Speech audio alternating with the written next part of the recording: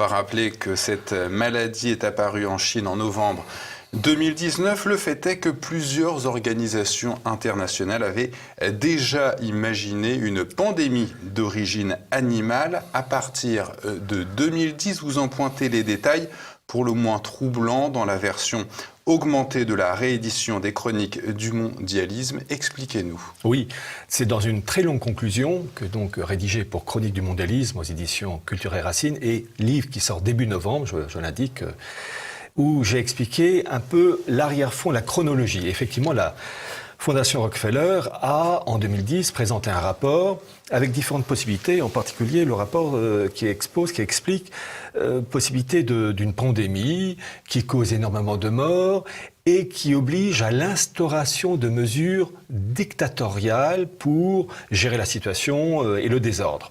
Il y a une répétition générale de pandémie. Écoutez bien, 18 octobre 2019.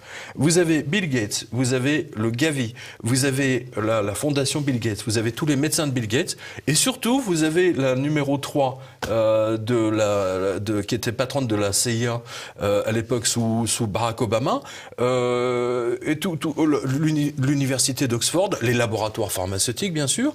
Et que font ces gens, donc, le 18 octobre donc, il y a une simulation de pandémie, grandeur nature. Et qu'est-ce qu'ils font ? Ils installent une fausse télé, genre c'est pas CNN mais c'est CMB, vous voyez, une fausse télé, et dans laquelle en fait ils disent très, très précisément qu'il faut prendre le contrôle de toutes les télévisions et surtout faire peur aux gens. Hein, vous avez la vidéo qui est disponible sur quotidien.com. Au même moment s'ouvrent les Jeux militaires de Wuhan, et c'est à partir de ce moment-là que le virus se répand. Qu'il y ait une certaine autorité forte pour gérer une situation bancale. Je veux bien. Le problème, c'est qu'ils ajoutent que même lorsque le problème passe, que la pandémie est surmontée, ces mesures autoritaires perdurent. Parce que c'est notre projet ! Et d'ailleurs, élément révélateur, le rapport de la Fondation Rockefeller est agrémenté de plein de caméras de surveillance qui, elles, ne sont pas démontées après la pandémie. Mesures qui perdurent et qui s'intensifient. Et qui s'intensifient. Oui, c'est vous-même qui ajoutez ce mot, qui sert qu'en fait, il serre la vis encore plus. On ira ensemble vers ce nouvel ordre mondial.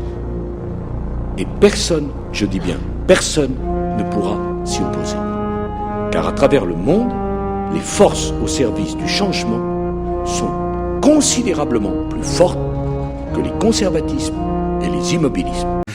L'histoire du Covid, c'est un outil au service d'une cause supérieure, c'est-à-dire création d'une gouvernance mondiale avec une spiritualité bien particulière. Et cette histoire de la Fondation Rockefeller, qui donc initie cette chose-là en 2010, eh bien cette histoire a été reprise dans une bande dessinée éditée par l'Union européenne sous l'égide de Jean-David Morvan, avec le titre Infected, infecté, qui raconte l'histoire d'une pandémie qui part de Chine, curieux, ça aurait pu être le Pérou, le Groenland, les îles Maldives. Non, c'est la Chine, avec énormément de morts. Et il y a donc une pagaille, et ils arrivent, au bout de plusieurs mois, à trouver le vaccin salvateur. Normalcy only returns when we've largely vaccinated the entire global population. Il faut que le monde politique se réveille, il faut surtout que les populations se réveillent, parce que là, on va leur imposer à l'échelle mondiale un vaccin qui n'a pas lieu d'être. Et a donc réglé la situation, et la bande dessinée se termine par une réunion de tous les grands Manitou de l'Union européenne, en liaison directe avec le secrétaire de l'ONU à New York et le ministre des Affaires étrangères, enfin le secrétaire d'État américain.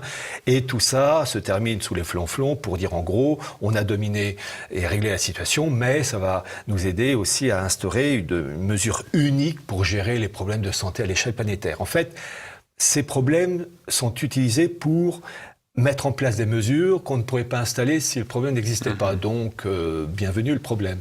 C'est vrai qu'on ne peut jamais exclure une évolution naturelle, mais véritablement, quand on regarde la séquence, ce qu'il y a de plus probable, c'est quand même un engineering, une manipulation que l'homme aurait fait pour créer des fonctions. En tout cas, il ne se serait pas pris autrement.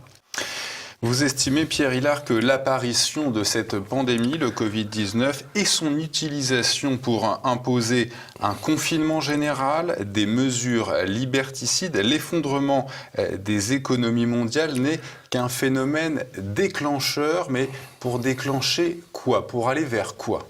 Je crois que notre génération doit savoir que la bête de l'événement est là. Et elle arrive. Bon. L'histoire de ce Covid qui est apparu fin 2019, voyez-vous, c'est au mois d'août 2019 que j'ai pris conscience qu'il y aurait un événement déclencheur. Ça, certes, je le savais. J'ai toujours su que pour mettre en place pour passer d'un monde à un autre, il faut ce que j'appelle l'allume-gaz. Il faut un événement brutal, un événement qui tape dur, qui oblige à passer d'un monde à un autre. Bon. En août 2019, vous avez eu la fameuse réunion des grands banquiers, Fed, BCE, Banque du Japon, etc., aux États-Unis, à Jackson Hole. Et là, vous avez eu le patron de la Banque d'Angleterre, qui s'appelle McCartney, qui a prononcé un discours qui est sur le site de la Banque d'Angleterre, où il dit que c'est la fin du dollar, qu'il faut mettre en place une monnaie synthétique hégémonique, et il précise que cela ne se fera pas sans heurts. C'est la formule ouatée de ces princes du mondialisme qui vous disent avec une tasse de thé que ça va se produire dans un événement cataclysmique. Bon. Et donc, lorsque j'ai lu ça en août 2019, je me suis dit, bon, ça y est, ils officialisent le déclenchement. La bascule. Mais qu'est va être l'allume-gaz? Et dans cette histoire, c'était la Covid. On dit la Covid, c'est au féminin, paraît-il. Au début, je disais ça ou le. Bon, enfin, bref. Les féministes vont tomber de leur chaise. Oui, elles font assez de malheur. On va en parler tout à l'heure et en termes délicats. Donc, lorsque j'ai vu l'histoire du Covid-19 arriver, là, j'ai pris conscience que c'était l'outil. Et c'est ça le problème, c'est que tout le monde s'excite sur l'outil, alors qu'il faut comprendre ça comme un outil au service d'une cause supérieure. Et donc, ça a été le processus pour lancer une bascule qui permet de détruire les économies occidentales, enfin mondiales, car il faut détruire le monde issu de 44-45, des accords de Bretton Woods en particulier, on en parlera avec le coût du dollar, et il faut donc un choc.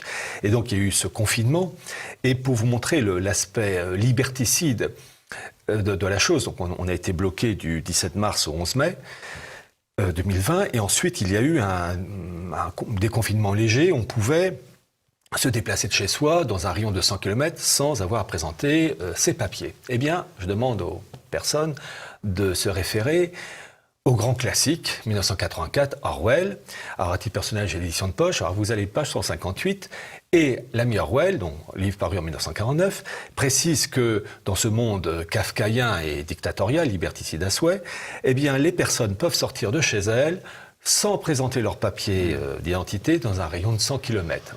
Il faut croire que nos dirigeants se sont appuyés sur les propos d'Orwell. Je précise que là, je cite Orwell, 1949, mais j'ai déjà, je crois, eu l'occasion de le dire sur ce plateau, et en tout cas de l'écrire dans mes livres, et je l'ai précisé dans la conclusion faite pour Chronique du mondialisme, c'est que tout le programme est annoncé dès 1516, dans Utopia de Thomas More.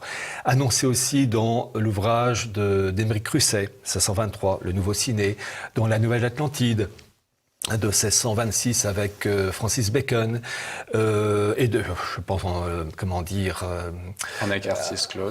Anacharsis Clots avec la République du genre universel, la République du genre humain, d'ailleurs qui a été édité avec une préface de ma part aux éditions Omnia Veritas, un monde unifié, technocratique, un monde divisé en 1000 cases départementales, anticatholique, parce que le fond du mondialisme, dans son essence, c'est anticatholique. C'est l'élément clé, c'est le refus de la révélation. Ça, quand on a compris ça, ça ouvre beaucoup de portes. Mais il ne faut pas trop les ouvrir, parce que sinon on choque certains.